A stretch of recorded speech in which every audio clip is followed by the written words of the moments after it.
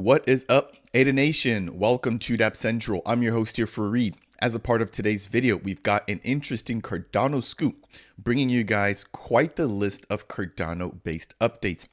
First and foremost, I want to take a quick review of the weekly Cardano development report.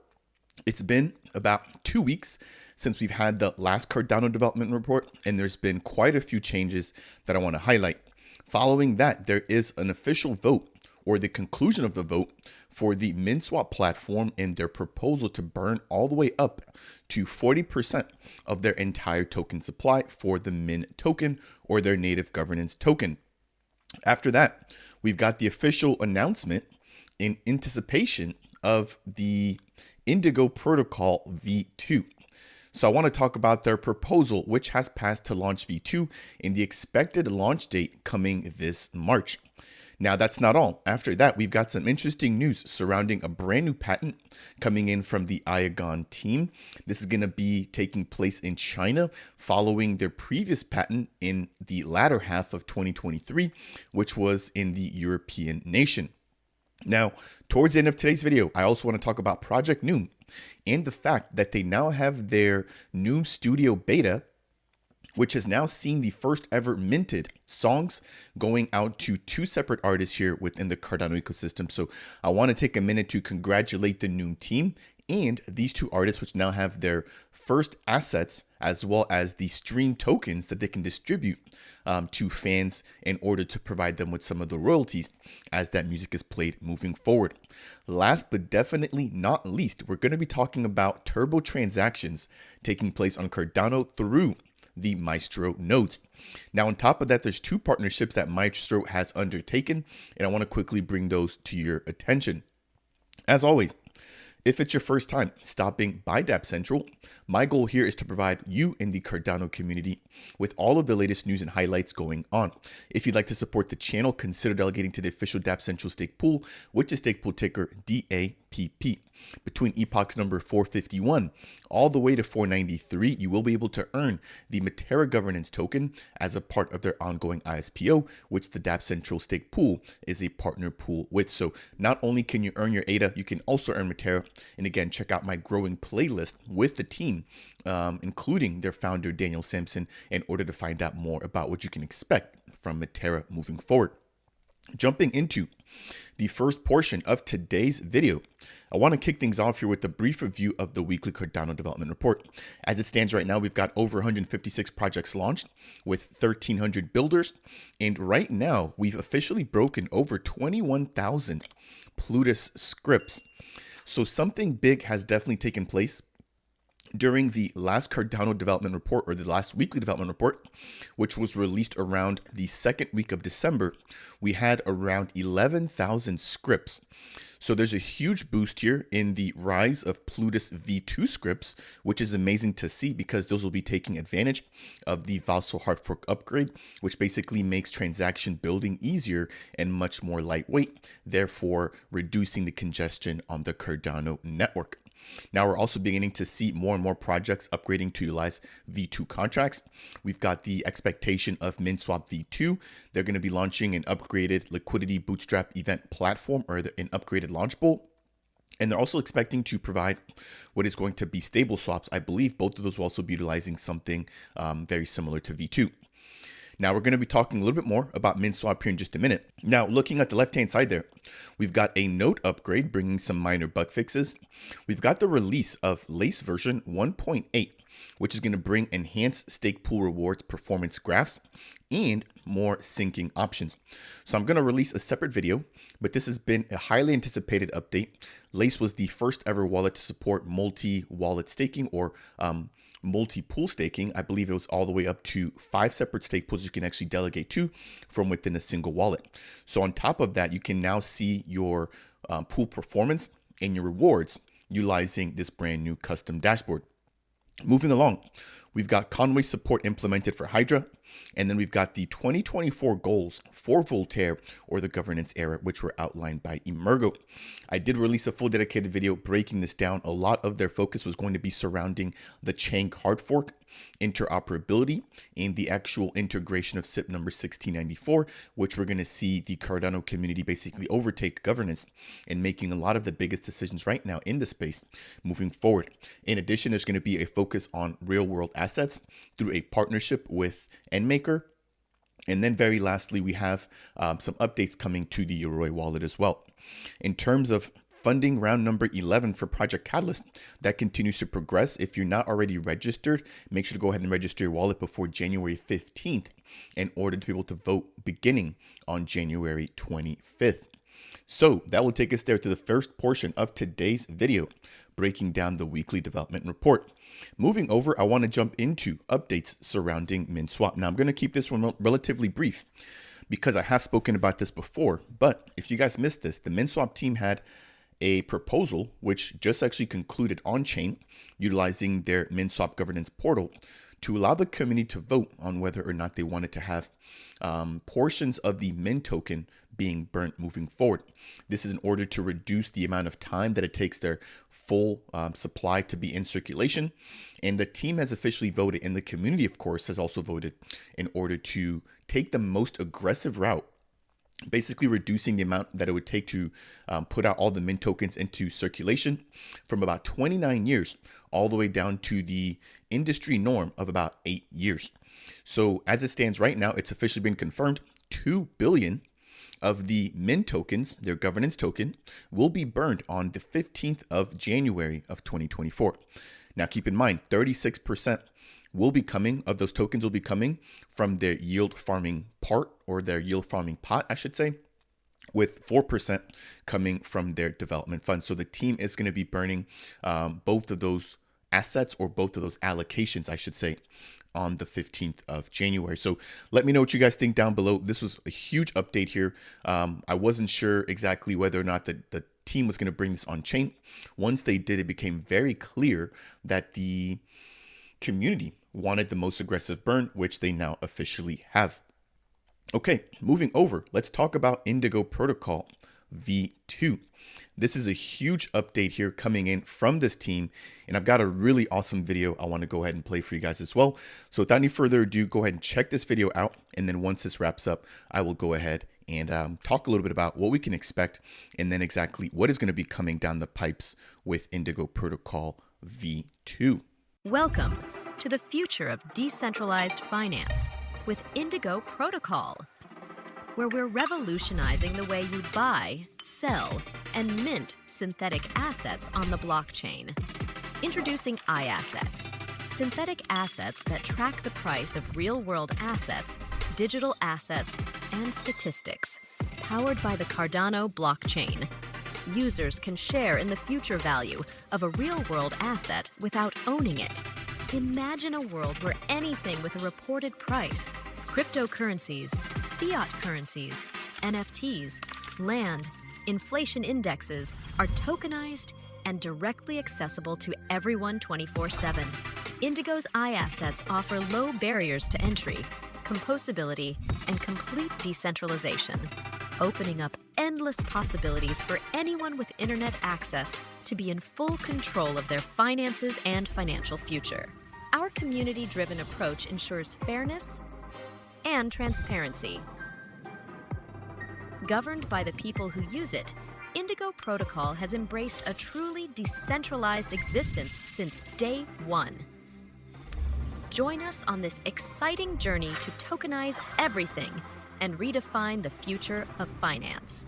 With Indigo Protocol, you're not just a user, you're part of a vibrant community shaping the decentralized finance landscape. Welcome to Indigo Protocol. What an awesome video there, recapping the largest protocol by TVL right now on Cardano. Of course, that is the Indigo platform. Right now, they support IBTC, IETH, and IUSD. Moving forward, once V2 comes along, I'm sure that we're going to see continued proposals for additional asset coverage, which include other cryptocurrencies, which probably will also include NFTs and even things such as additional fiat currency. So potentially seeing support for something like the iEuro.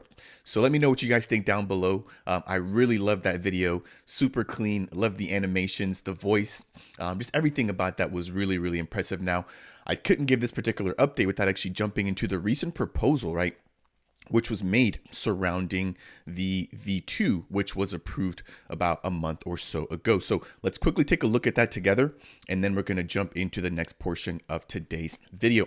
If you guys want to find this proposal, it is available on their official platform, which is available at app.indigoprotocol.io. As it stands right here, we've got the proposal to develop Indigo Protocol V2. The vote actually concluded on November 30th. As you guys can see there, it passed with a whopping amount voting for yes, with a mere amount only voting for no. Now, some of the biggest upgrades will include updates to their redemption mechanism. This is probably going to be the most important piece here. If you guys are not aware, we have seen a depeg with IUSD, and there's been additional updates that have been made recently through their governance portal in order to stabilize that peg. So their first and probably biggest focus is going to be to upgrade their redemption mechanism in order to have their IUSD, which should always be tied or pegged to the value of a US dollar, right? Actually do that. So that's going to be the biggest piece there. It's going to be their redemption mechanism. Scrolling down a little bit, we've got some additional updates. Now they're going to be making a change to their treasury unlock. So as the platform and protocol grows and the protocol generates revenue, some of that will be allocated to the treasury. And in order to basically keep funding and have other initiatives around Indigo be funded, those purchases, or those expenses, I should say, will be coming out of their treasury. So they're going to be upgrading how the platform is able to spend from the treasury as a part of V2 as well. They've also got some fee improvements. And then we also have some additional improvements surrounding a direct Oracle integration, a better proposal submission and moderation process, and then improvements to their smart contract efficiency. And last but not least, their liquidity state transition. To be fully fair, this has been a protocol, like the lady mentioned in the video, that has been utilizing governance from day one. If I just take a look at the oldest proposal right now on their platform, it's actually a poll to launch Indigo Protocol V1. This was all the way back, or this dates all the way back to about the first week that they launched, right? So all the way back till December 7th. Of 2022. If I take a look at the latest proposal, that is going to be done on November 30th, so about a month and a half ago. And again, this was surrounding the protocol V2. And then right before that, we had an update for IUSD. So as you guys can see there, the Indigo team actually being a DAO, making sure that everything goes through their actual governance portal, and all of this is being done on chain. So kudos to this team. I'm excited for V2. Let me know what you guys think down below. If you're a holder of Indy, what exactly are you going to be looking forward to as a part of V2? As always, if you guys do enjoy these types of videos and updates, I would appreciate you if you could smash that thumbs up. If it's your first time stopping by Dapp Central, you want more content like this, consider subscribing. And if you have any questions surrounding Indigo, Menswap, or the Cardano development highlights, then make sure to go ahead and leave a comment down below. Moving over, let's talk a little bit about Iagon. There's been a little bit of drama here surrounding one of their most recent announcements, given the fact that they have now received a certificate of patent for their decentralized solution in China. So we've got the patent number at the very bottom, and this was actually done right after Christmas. So right after the platform launched on the mainnet, they were able to get a patent granted for their decentralized storage platform. Now, what this basically does is it allows for the Iagon team to build in peace without necessarily having to worry about any people or any copycat projects that want to utilize their storage solution. Now, the recent buzz or the recent conversations have just been about the fact that a decentralized protocol should not actually be patented. I'm not going to be here to talk about whether or not that is the case, but I do want to highlight the fact that this is actually not the first time that the team has gotten a patent for their decentralized solution. So we got another piece of news here. This dates all the way back to the 31st of June, or excuse me, of May, where we saw the team getting a similar patent within Europe. So if you head over to this official website, you can actually check out the entire patent here. Again, this breaks down the Iagon decentralized node storage solution, and this allows for them to be able to operate moving forward without having to worry about anybody leveraging their code. What's interesting is that with the platform, for example, like Indigo, they've actually taken a separate route where they actually have their source code open source. So anybody can come along and utilize it. They did, however, get a specific type of license that basically allows for them to have full ownership of that open source code. I believe it's for the first 2 years. And then after that, anybody can basically fork the Indigo Protocol code and then utilize that as they wish. Meld took a very similar approach as well with their source code. They open sourced that, and they basically have a license that basically allows for anybody to come along, hard fork that or clone that code, and then utilize it as they wish. Now, in closing of my update here surrounding Iagon, I wanted to highlight the fact that there's now over 190 plus nodes currently contributing to their decentralized ecosystem. So within the United States, we've got over 72 nodes right now. Within the Germany region, we've got 20. And then within the UK, 16, followed by Spain with 9, Australia with 7. And as you guys can see that the list continues to dwindle all the way down. So a lot of different countries and regions within the world where Iagon now seems to have a presence. In terms of the total amount of storage, right now they've got over 1,000 terabytes. So now they have officially 1 petabyte of data. It's quite a bit of data. I believe right now on my personal computer, it holds 1 terabyte of data. So just to put that in perspective, you know, a single laptop, pretty powerful laptop at that, holds about 1 terabyte of data. Iagon now has a contributed total of over 1,000 terabytes of data. So let me know what you guys think about Iagon, especially with the patents. Do you agree with that? Should that be something that is fully decentralized where the team doesn't have to have a patent? Or do you think that it's okay for them to patent their novel solution, right, for decentralized storage? Moving over, let's talk a little bit about NEWM. So Project NEWM is aiming to revolutionize music and streaming by putting the power back into the artist's hands, and by also allowing for the fans of artists to be able to earn depending on how frequently the music of their favorite artist is actually played if they hold their streaming tokens. So what the NEWM team is aiming to basically do is fractionalize music rights ownership and the royalty process. As you guys can see, we've got some interesting dynamics when it comes to the NEWM token utility. I'm going to jump into that in just a second. But before I do that, I have to highlight the fact that the team has now officially minted their first 2 records on the mainnet using their beta studio. So it states here, the first songs have been minted and released on the NEWM Studio mainnet. The next steps include opening up the platform to more artists before they go into their public launch.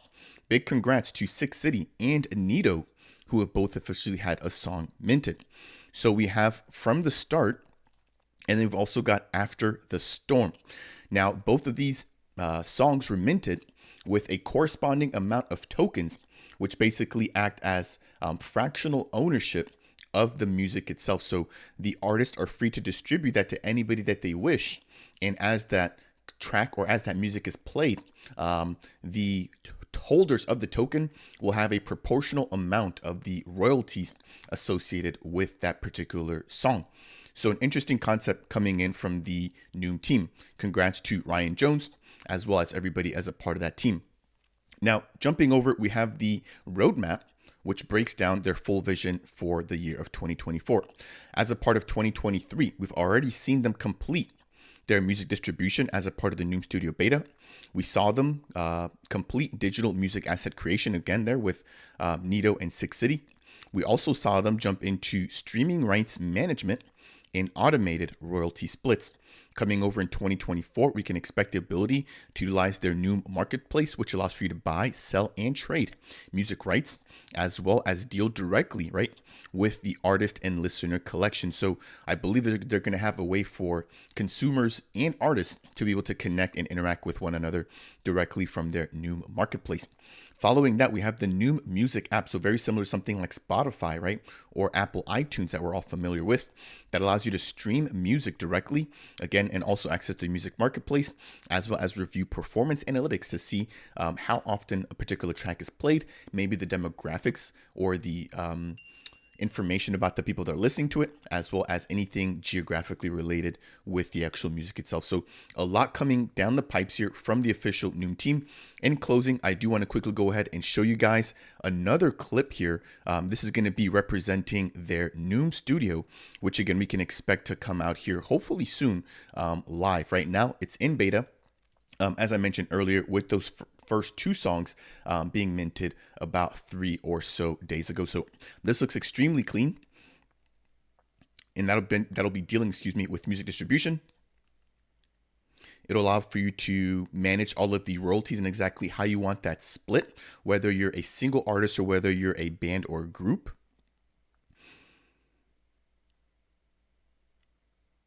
And it looks like it'll be supported not only on desktop, but also on mobile and tablets. So interesting piece of news there from the official NEWM team. The very last thing I want to do is just break down the actual tokens and their utility. So the NEWM token is going to be the native governance token for the NEWM platform. It's going to focus on governance, protocol incentives, and transaction and in-application usage. So if I scroll down a little bit here, we have Florian, who actually give a nice chat about the utility of the NEWM token back in Dubai at the Cardano Summit. Following that, I had him and Alex, their marketing director, on the channel for a full breakdown of what NEWM was doing back then. So make sure to go ahead and check that particular video out. Starting from the very top, I am going to run through these pretty quickly. There's going to be voting rights, so governance. So it states here, a core feature of the NEWM token is going to be to give holders of the token the ability to choose the direction in which they want the platform to develop. Second, we've got royalty payouts. So all royalties will be paid out in the NEWM token. They're going to be partnering up or utilizing C3 in order to fetch or grab the price of ADA. And then from there, you can actually swap your NEWM for ADA or for a stablecoin as you wish. But the initial royalty payments will be made out in the NEWM token. Number 3 is going to be primary and secondary market transactions. So it states here, all transactions across the entire NEWM ecosystem will be exclusively done utilizing the actual NEWM token. So that brings a lot of buy pressure into the platform if everything that you need or everything that you interact with will solely rely on their NEWM token. Number 4 is going to be access to exclusive content. So the team will be facilitating the use of tokens to token gate access to exclusive content and or experiences. So you could imagine that maybe if there's an early drop or an early release of a song and a artist wants to basically token gate that to people that maybe hold a certain amount of the NEWM token, or maybe other songs by them, they'd be able to do that utilizing this particular platform. Number 5 is going to be the first mover advantage for music rights listings. So it states here they'll also be providing token gating services, which allow for diehard fans to gain an edge on new releases on the platform. So seems very similar to point number 4 there as well. Number 6 will be dealing with primary and secondary market fee discounts, where it reads, by holding a certain amount of the NEWM token, users will be able to unlock exclusive benefits, including substantial discounts on fees within both the primary and secondary markets. Number 7 will be dealing with marketplace bundle buys. Number 8 will be dealing with music distribution discounts. And then last but not least, we have a full performance analytics platform that'll be utilized or available through holding the actual NEWM token. So quite the list there. I did want to break all of that down and just again, congrats to the entire NEWM team, Florian, Alex, and Ryan, and of course the remainder of the team for this huge achievement and finally getting their first 2 songs out on the mainnet. The very last update for today's Cardano Scoop, it is a long one, will be surrounding the Maestro protocol. So Maestro is providing infrastructure in order to be able to build much more easily on Cardano. And right now they've got an interesting proposal coming out for the Cardano community in order to leverage the Maya protocol. So I did release a fully dedicated video, I'll leave the link to it down below, about what the Maya protocol is and how this could basically bring tons of liquidity into the ecosystem. So one of the biggest problems right now with Cardano is interoperability, and Maya would aim to fix that through what they call cross-chain swaps. Now, these are not going to be done through a bridge. It's actually going to be done utilizing vaults where only the native tokens are actually kept. So you can imagine if you want to swap Bitcoin over into Cardano, you're going to send Bitcoin into a vault on the Bitcoin network. There's going to be a validator or set of validators on the Maya network or on the Maya protocol that will verify those assets. And then they're going to have a corresponding vault on the receiving chain. For example, if you're sending Bitcoin to ADA, and that vault on Cardano will actually send ADA from Cardano to a Cardano native wallet. So throughout the entire process, there is no bridging or creation of wrapped assets. You're only dealing with the tokens native to their own chain.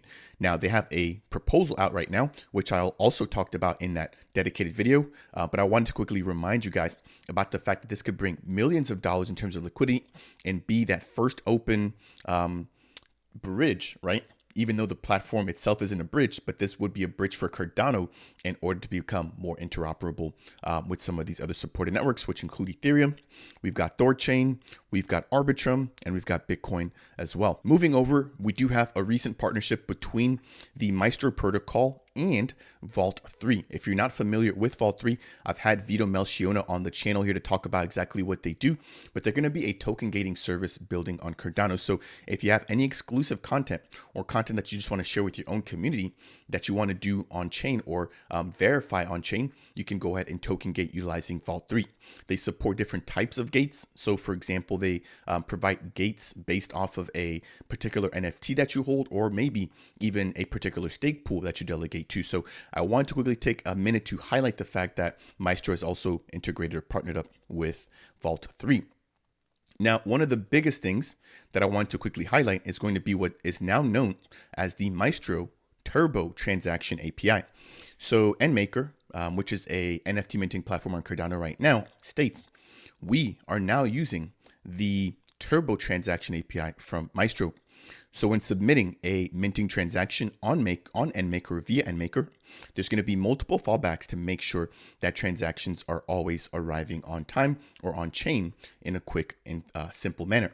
So their first node choice, right, when a transaction is made, they're going to be submitting immediately to the Maestro node, which is going to be utilizing their Turbo Transaction API. I'm going to talk a little bit more about that in just a minute.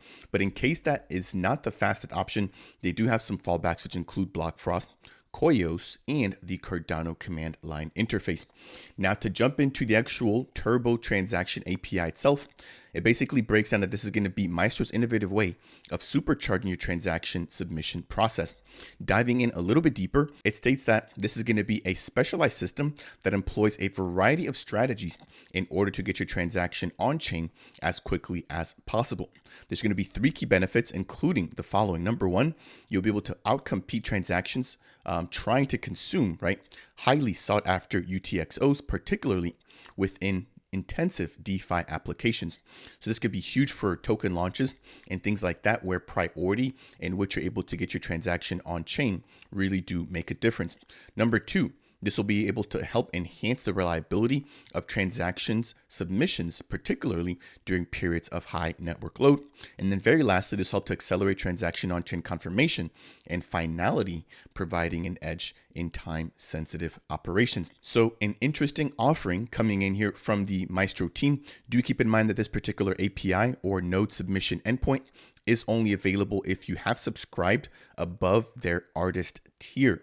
That'll do it here for today's video, breaking down everything going on in Cardano, including Minswap, Indigo, Iagon, NEWM, and last but not least, Maestro. If you found any portion of today's video to be helpful, I would really appreciate you if you could smash that thumbs up. If it's your first time stopping by Dapp Central and you want more content like this, consider subscribing. And last but not least, if you have any questions for me surrounding anything we've talked about, then make sure to go ahead and leave a comment down below. That said, as always, I will see you guys in the next video.